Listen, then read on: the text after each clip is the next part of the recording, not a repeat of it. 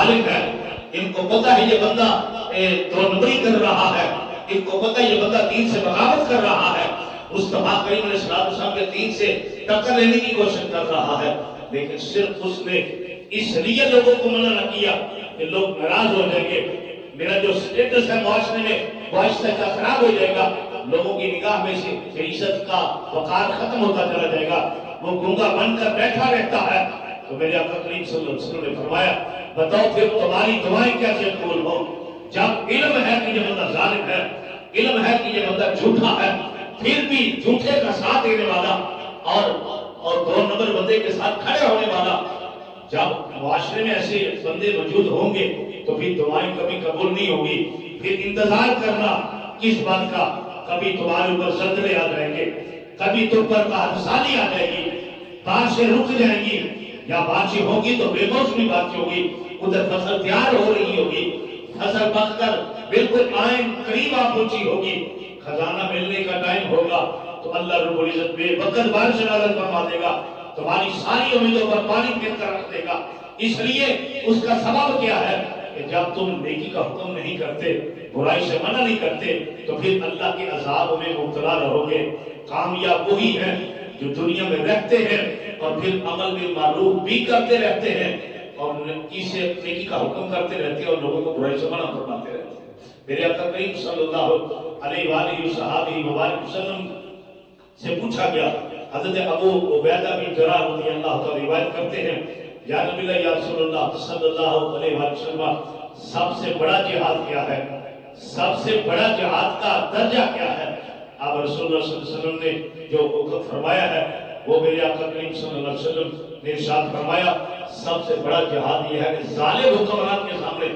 کلمۃ الحق بلند کرنا۔ جو ظالم ہے اور پھر حکمران بھی ہے، اس کا معاشرے میں حکومت چل رہی ہے، لوگ اس کی تابع داری میں ہیں، لیکن اگر وہ کہیں ہلا جلا ہے، کہیں بغاوت پر اتر آیا ہے، دین سے ٹکر پہ اتر آیا ہے، تو اب بندے کو علم ہے کہ اگرچہ حکمران ہے، بندے کو علم ہے کہ اگرچہ سارے ہم اس کے تابع ہیں، بندے کو علم ہے کہ ہم اس ریاست کے تابع رہتے ہوئے اس کے پابند ہیں، اس کے قانون کے دائرے میں ہیں، لیکن جہاں کہیں موقع میسر آئے، دیکھیں کہ یہ بندہ دین سے بغاوت کر رہا ہے، دین سے ٹکر لینے کی کوشش کر رہا ہے، دین کی حدود کو یہ چھیڑ چھاڑ کرنے کی کوشش کر رہا ہے، اب سب سے بڑا جہاد یہ ہے کہ جو تلوار نہ بھی اٹھائے، جہاد یہ ہے کہ اس کے سامنے علائے کلمۃ الحق، اللہ کی رضا کے لیے، مدنی کریم علیہ السلام کی رضا کے لیے سب سے پہلے علائے کلمۃ الحق کی سربلندی کے لیے جب اس کو کلمہ حق کہتا ہے، اب وہ اگرچہ اس کو مار بھی دے، قتل کر بھی دے، لیکن میرے آقا علیہ السلام نے فرمایا یہ اس کا عمل رب کو اتنا پسند ہے کہ رب ذوالجلال جابر حکمران کے سامنے کلمہ حق بلند کرنے کی وجہ سے اللہ اس کو دنیا اور آخرت کی کامیابی عطا فرما دیتا ہے۔ آج ہمارا معاشرہ ہے، آج ہم جس معاشرے میں رہ رہے ہیں، آج ہمارے اوپر جو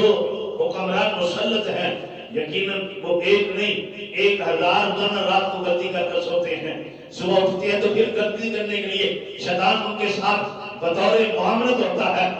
آج کلمہ حق بلند کرنا، ہر ممبر سے آواز اٹھنی ضروری ہے، ہر مصلی سے آواز اٹھنی ضروری ہے، ہر مدرسے سے آواز اٹھنا ضروری ہے، ہر خانقاہ سے آواز اٹھنا ضروری ہے۔ آج پیر صاحبان شہادت نشین، گدی نشین جو ہے اور مصلی ممبر کے جو وارث ہیں، وہ تو کچھ نہ کچھ اپنا جو ہے فریضہ ادا کرنے کی صلاحیت رکھنے کی کوشش کے ساتھ ساتھ علائے کلمۃ الحق کی سربلندی کے لیے وہ کچھ نہ کچھ بات کہہ دیتے ہیں، لیکن آج ہم بھی اسی دنیا کا حصہ ہے۔ جو کلمہ علماء نے پڑھا ہے وہی کلمہ آپ نے پڑھا ہے، جو دین ہمارا ہے وہی دین آپ کا بھی ہے، جتنا قرآن ہمارا ہے اتنا قرآن پر آپ کا بھی ایمان ہے۔ تو پھر ہم کو چاہیے کہ جابر حکمران کے سامنے جب موقع میسر آئے تو انسان کو اپنے رب کی رضا کے لیے، رسول اللہ صلی اللہ علیہ وسلم کے دین کی سربلندی کے لیے کلمہ حق بلند کرنا چاہیے۔ نہ وقت سے پہلے موت آئے گی، نہ رزق میں کمی ہوگی، موت کا وقت بھی مقرر ہے، رزق جتنا ملتا ہے اس کا وقت بھی مقرر ہے، کہاں سے ملتا ہے، کیسے ملتا ہے، یہ تمہارے اور میرے مقدر میں لکھا ہوا ہے۔ تو پھر انسان کو کلمہ کلمہ حق بلند کرنا چاہیے، اللہ ایسے بندے کو کامیابی کی زندگی عطا فرماتا ہے۔ اس لیے گھر ہو یا بازار ہو،